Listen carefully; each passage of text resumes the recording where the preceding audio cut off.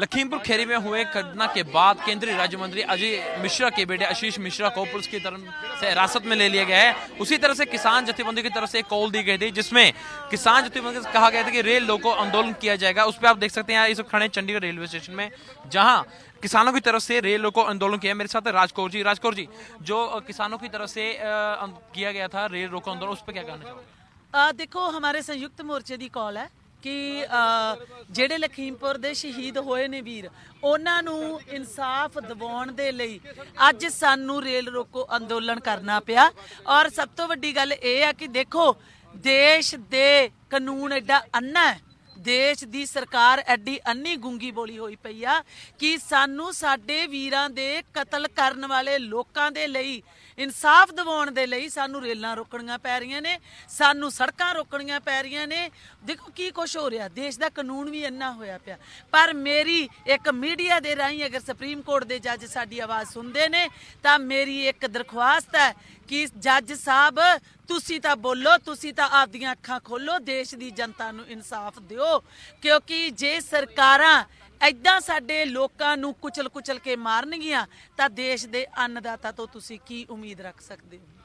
राजगुरु जी, अगर देखा जाए तो 10 महीने से ऊपर हो चुके हैं, लेकिन अभी भी जो सरकार है ना तो किसानों की सुन रही है, ना ही आवाज़ को बुलंद किया जा रहा है। लेकिन किसान लगातार कॉल देने, कभी भारत बंद की तो कभी रेल रोको की, उस पर क्या सरकार की ये नाकामी अभी है? देखो, सरकार बुखलाट दे विच ये नहीं कह सकते कि सरकार बोल नहीं रही या मन नहीं रही।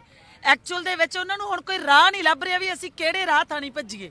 ਬੁਖਲਾਟ ਦੇ ਵਿੱਚ ਜੋ ਯੂਪੀ ਦੇ ਵਿੱਚ ਹੋਇਆ, ਜੋ ਚੰਡੀਗੜ੍ਹ ਦੇ ਵਿੱਚ ਵੀ ਤਸ਼ੱਦਦ ਹੋ ਰਹੀ ਹੈ, ਜੋ ਹਰਿਆਣਾ ਦੇ ਵਿੱਚ ਲੋਕਾਂ ਨਾਲ ਤਸ਼ੱਦਦ ਹੋ ਰਹੀ ਆ, ਉਹ ਬੁਖਲਾਟ ਦੇ ਵਿੱਚ ਹੋ ਰਹੀ ਹੈ। ਕਦੀ ਸਿਰ ਪਾੜੇ ਜਾਂਦੇ ਨੇ, ਕਦੀ ਭੈਣਾਂ ਦੀਆਂ ਸਿਰਾਂ ਤੋਂ ਚੁੰਨੀਆਂ ਲਾਈਆਂ ਜਾਂਦੀਆਂ ਨੇ, ਕਦੀ ਲਖੀਮਪੁਰ ਦੇ ਵਿੱਚ ਕੁਚਲ ਕੇ ਮਾਰ ਦਿੱਤਾ ਜਾਂਦਾ। ਮੈਂ ਇੱਕ ਸ਼ੇਅਰ ਹੈ ਕਿ ਨਿਹੱਥੇ ਵੀਰਾਂ ਉੱਤੇ ਚਾੜ ਕੇ ਗੱਡੀਆਂ, ਮੋਦੀ ਸਾਹਿਬ ਖੁਸ਼ ਤਾਂ ਬੜੇ ਹੋਏ ਹੋਣਗੇ, ਪਰ ਮੋਦੀ ਸਾਹਿਬ ਮੈਨੂੰ ਐ ਲੱਗਦਾ ਤੁਹਾਡੇ ਨਾਲੋਂ ਕਿਤੇ ਚੰਗੇ ਅੰਗਰੇਜ਼ ਰਹੇ ਹੋਣਗੇ। ਪਰ ਜਦੋਂ ਵੀ ਬੇਦੋਸ਼ੀਆਂ ਦੇ ਖੂਨ ਧਰਤੀ ਉੱਤੇ ਚੋਣਗੇ ਤਾਂ ਯਾਦ ਰੱਖੀ ਮੋਦੀ ਸਰਕਾਰੇ, ਸਾਡੀ ਕੌਮ ਵਿੱਚ ਬਾਗੀ ਪੈਦਾ ਹੋਣਗੇ, ਸਾਡੀ ਕੌਮ ਵਿੱਚ ਬਾਗੀ ਪੈਦਾ ਹੋਣਗੇ। ਕਿਉਂਕਿ ਜਿੰਨੀ ਸਾਡੇ ਇੱਥੇ ਭਗਤ ਸਿੰਘ ਨੂੰ ਸ਼ਹੀਦ ਹੋਣਗੇ, ਸਾਡੀ ਇਹ ਉਹ ਧਰਤੀ ਇੱਥੇ ਉਨੇ ਭਗਤ ਸਿੰਘ ਪੈਦਾ ਹੋਣਗੇ। ਸਾਡੇ ਗੁਰੂ ਗੋਬਿੰਦ ਸਿੰਘ ਜੀ ਨੇ ਵੀ ਇੱਕੋ ਕਿਹਾ ਸੀ ਕਿ 4 ਮੋਏ ਤੋਂ ਕਿਆ ਹੁਆ, ਜੀਵਤ ਕਈ ਹਜ਼ਾਰ। ਸਾਡੇ 5 ਸ਼ਹੀਦ ਹੋ ਗਏ, ਪਰ ਉਹਨਾਂ 5 ਦੀ ਆਵਾਜ਼ ਅੱਜ ਇਹਨਾਂ ਲੋਕਾਂ ਦੇ ਵਿੱਚ ਗੂੰਜਦੀ ਆ। ਅਸੀਂ ਇਨਸਾਫ ਲੈ ਕੇ ਉਹਨਾਂ ਮਾਵਾਂ ਦੀਆਂ ਕੁੱਖਾਂ ਤਾਂ ਨਹੀਂ ਭਰ ਸਕਦੇ, ਪਰ ਅਸੀਂ ਇਨਸਾਫ ਲੈ ਕੇ ਉਹਨਾਂ ਦੀਆਂ ਆਂਦਰਾਂ ਨੂੰ ਠੰਡ ਜ਼ਰੂਰ ਪਾਵਾਂਗੇ ਔਰ ਇਨਸਾਫ ਲੈ ਕੇ ਘਰੇ ਜਾਵਾਂਗੇ। ਅਜੇ ਮਿਸ਼ਰਾ ਨੂੰ ਅਸਤੀਫਾ ਦੇਣਾ ਪਊਗਾ। ਬੀਜੇਪੀ ਸਰਕਾਰ ਕਿੰਨਾ ਕੁ ਚਿਹਰਾ ਬੀਜੇਪੀ ਸਰਕਾਰ ਦਾ ਤਖਤ ਪੁੱਠਾ ਮਾਰਾਂਗੇ। ਅਜੇ ਮਿਸ਼ਰਾ ਅੱਜ ਅਸਤੀਫਾ ਨਹੀਂ ਦਿੰਦਾ ਤਾਂ ਕੋਈ ਗੱਲ ਨਹੀਂ, ਇਲੈਕਸ਼ਨ ਦੇ ਵਿੱਚ ਤਾਂ ਅਸਤੀਫਾ ਆ ਹੀ ਜਾਣਾ। ਫਿਰ ਉਹਦਾ ਕਿਤੇ ਨਾ ਕਿਤੇ ਸੱਤਾ ਦੇ ਨਸ਼ੇ 'ਚ ਅੰਨਾ ਹੋਇਆ ਪਿਆ, ਕਿਉਂਕਿ ਮੋਦੀ ਸਾਹਿਬ ਕਹਿੰਦੇ ਆ ਕਿ ਅਸਤੀਫਾ ਨਹੀਂ ਦੇਣਾ, ਪਰ ਅਜੇ ਮਿਸ਼ਰਾ ਦੇ ਵੀ ਘਰ ਪੁੱਤ ਆ। ਅੱਜ ਉਹਦਾ ਪੁੱਤ ਜੇਲ੍ਹ 'ਚ ਬੈਠਾ ਨਾ, ਉਹਨੂੰ ਪਤਾ ਨਾ ਕਿਸੇ ਦਾ ਪੁੱਤ ਜਦੋਂ ਘਰੋਂ ਤੁਰਦੇ ਨੇ ਤਾਂ ਕੀ ਤਕਲੀਫ ਹੈ। ਥੋੜੀ ਬਹੁਤੀ ਸ਼ਰਮ ਆਉਣੀ ਚਾਹੀਦੀ ਆ। ਮਾਵਾਂ ਦੇ ਪੁੱਤ ਬੇਨਹੱਥੇ ਜਿਨ੍ਹਾਂ ਨੇ ਕੁਛ ਕਿਹਾ ਵੀ ਨਹੀਂ ਸੀ, ਉਹ ਕੁਚਲ ਕੇ ਮਾਰਤੇ। ਸ਼ਰਮ ਆਉਣੀ ਚਾਹੀਦੀ ਇਹੋ ਜੀ ਸਰਕਾਰ ਨੂੰ। ਸਾਡੇ ਲੋਕਾਂ ਦੀ ਆਵਾਜ਼ ਬੰਦ ਕਰਨ ਦੇ ਲਈ ਕਤਲੇਆਮ ਤੇ ਆ ਗਏ, ਪਰ ਸਾਡੀ ਆਵਾਜ਼ ਬੰਦ ਨਹੀਂ ਕੀਤੀ ਜਾ ਸਕਦੀ। ਉਹਨਾਂ 5 ਵੀਰਾਂ ਦੀ ਆਵਾਜ਼ ਸਾਡੇ ਅੱਜ ਇਹਨਾਂ ਲੋਕਾਂ ਦੇ ਵਿੱਚ ਗੂੰਜਦੀ ਹੈ ਤੇ गूंजती ਰਹੂਗੀ। कृपाल जी, अगर बात करें तो पहले दिल्ली लाल किला हिंसा, उसके बाद लखीमपुर खैरा, और अगर बात करें तो कुछ दिन पहले बॉर्डर पे भी अहिंसा हुई। इस पर आप किस चीज़ को देखते हो? क्या ये सरकार है इसके पीछे या फिर क्या कुछ शरारती अंसर हैं? देखो, इसमें सरकार का भी पूरा हाथ है और शरारती अंसर भी है जी। क्योंकि शरारती अंसर पैदा कौन करता है? सरकार के भेजे बंदे हैं जी। वो जो मतलब कि 26 जनवरी को भी जो हुआ वो भी सरकार की पूरी प्लान था। और उसके बाद लखीमपुर खीरी में वो तो देखा ही है, वो तो सीधी गाड़ियाँ पीछे से लेके आ रहे हैं, शांतमी धरने से किसान आ रहे हैं, पैदल जा रहे हैं, पीछे से गाड़ियाँ आ रही हैं, उनके ऊपर चढ़ाई जा रही है।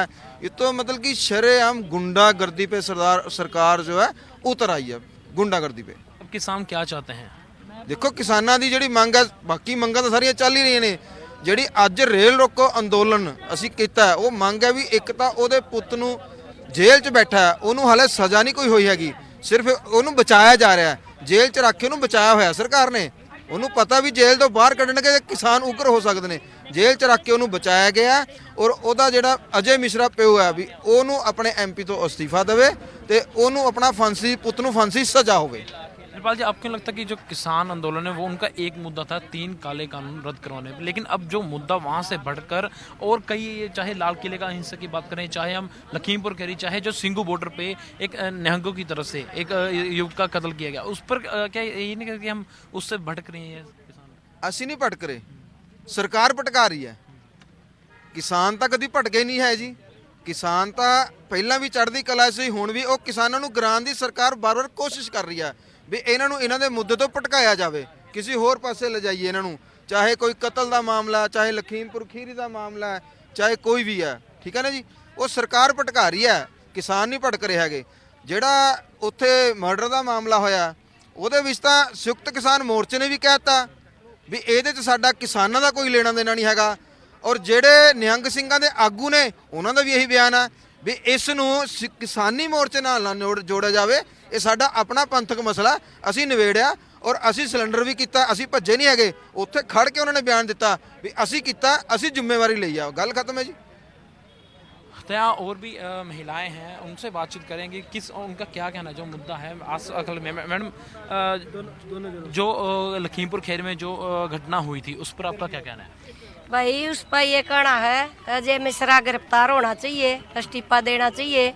क्यों सलाह तो उसने दी है, उसका लड़का थे 120 भी का उस पर लागू होना चाहिए उस पर है। और इतने किसान तीनों काले कानून नहीं रद्द होंगे, MSP पर कानून नहीं लागू होंदा, इतने किसान उल्टा नहीं जाता। और चे कितनी अत्याचार करें जाओ सरकार, किसान डरने वाला नहीं है। किसान अपना कफन साथ में लेकर, कोई 750 किसान शहीद हो लिए, कोई किसान ईब तक मतलब न्यू है नहीं कभी ये सरकार गुंडागर्दी करके भाई मार दो, इन पर गाड़ी चढ़ा दो, किसान डर दे घर में बैठ जाएंगे। ये मतलब एक वे कांड करे हैं तो इतना हमारा आंदोलन मजबूत हुआ है, इतनी ये ज़्यादा जनता जागरूक हुआ है, किसान मजदूर बहुत घना मतलब मजबूत हो गया हमारा यू जो खीरीपुर वो होया है कांड। हाँ तो बहुत घना आंदोलन मजबूत होया हमारा इस बदली। और इतना यू नहीं गिरफ्तार हो लेगा, नहीं इस्तीफा दे लेगा, इतना किसान कोई रेल रोकेगा, जो भी मजदूर वो करेगा उसे पर खरा उतरेगा। तो मेरे साथ थे यहाँ इस वक्त खड़े हैं चंडीगढ़, जहाँ इस वक्त खड़े हैं। रेल रोकी है, कल जहाज भी रोकांगे, अगली कॉल जहाज दी भी होगी आने वाले टाइम की। 20 तारीख ने अगर आज आगे प्रशासन ने कोई कार्रवाई नहीं करी, मंत्री का इस्तीफा नहीं लिया गया, तो 26 तारीख ने लखनऊ में एक महापंचायत करके उसमें संयुक्त मोर्चा कोई ठोस निर्णय लेगा। इसके बाद हमारा अगला रणनीति होगी 26 तारीख को लखनऊ के अंदर संयुक्त किसान मोर्चे की एक महापंचायत होगी। और आज तक की कोई इतनी बड़ी पंचायत किसी की हुई नहीं होगी, सबसे बड़ी पंचायत होगी। तो मेरे साथ इस वक्त खड़े हैं चंडीगढ़ के रेलवे स्टेशन में, जहां इनके साफ तौर पर इनका ये कहना है कि अगर गृह मंत्री अजय मिश्रा ने इस्तीफा ना दिया तो जल्द ही अगली कॉल फिर से दी जाएगी और अगली कॉल में जो महापंचायत वो लखनऊ में की जाएगी। मैं हूं अभिषेक महरा, न्यूज़ 24 चंडीगढ़।